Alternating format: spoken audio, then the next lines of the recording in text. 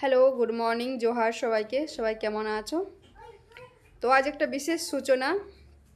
আজ আমাদের ঘরের দুয়ার ফরেস্টার মোড় টাইগার জয়রাম মাহাতো আসছে। তো সবাইকে অনুরোধ করব এই সভায় যোগদান করতে।